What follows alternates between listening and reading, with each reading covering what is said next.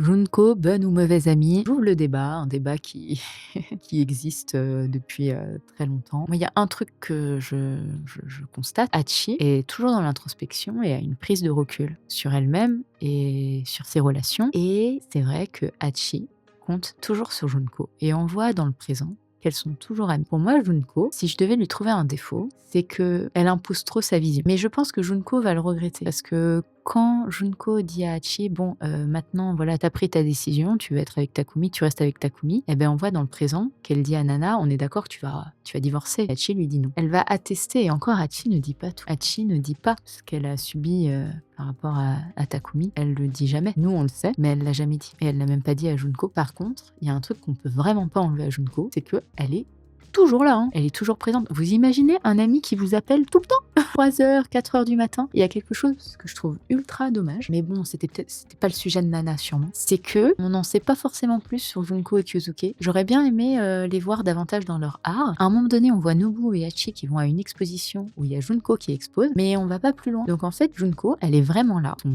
but dans Nana, c'est d'être là pour Hachi. Et Hachi trouve son confort dans cette relation avec Junko. Si j'ai une amie qui m'appelle tous les jours, qui ne pose pas de questions sur ce que je fais. Après, encore une fois, c'est peut-être pas le sujet de Nana, mais à aucun moment on voit Nana dire à Junko: «Alors, comment ça se passe, ton art, l'école?» Jamais. Mais encore une fois, je jette pas la pierre à Hachi, ce n'est pas le sujet de Nana. Junko, elle a son rôle. Alors après, oui, trop directif, mais Hachi, on a l'impression que c'est ce dont elle a besoin. Et finalement, Hachi, on sait aussi que c'est pas parce que tu lui dis: «Prends cette direction» qu'elle va prendre cette direction. Elle fait ses propres choix. Et on sait que Hachi, elle réfléchit à ses actions. Elle fonce pas tête baissée. Par exemple, sa première nuit avec Takumi, elle a réfléchi, hein, avant. Alors ça a été très soudain, d'accord, mais elle réfléchissait. Quand elle a eu Nana, elle a menti, à Nana parce qu'elle avait peur de ce que Nana pouvait penser d'elle. C'est pour ça qu'Hachi dit très souvent qu'elle a ce côté un peu manipulatrice. Je n'irai pas jusque-là. Hachi, elle veut avoir une place. Elle a l'impression que si elle montre certains aspects de sa vie, certaines décisions qu'elle a prises, elle va être rejetée et être rejetée de Nana qu'elle admire tellement, pas une option parce qu'elle valorise vraiment beaucoup,